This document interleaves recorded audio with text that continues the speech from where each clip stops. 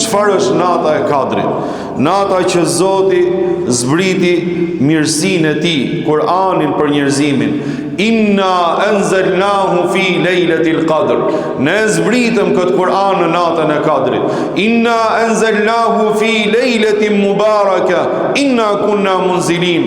Ne shpallëm dhe zbritëm Kur'anin në një natë të begat, pra nata e Kadrit, natë e begat. Ndryshe nga netët e tjera, ne ishim ata cilët e shpallëm pra dhe e dham këtë Kur'an për njerëzimin.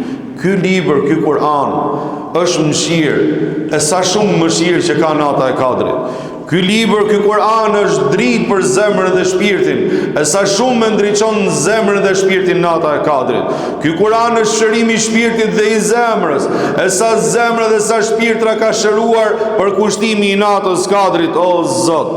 Pra, e vlerësoj veçorinë e kësaj natë vetë Zoti Xheleshanu kur na tha: "Wa ma adrake ma lejletul qadr."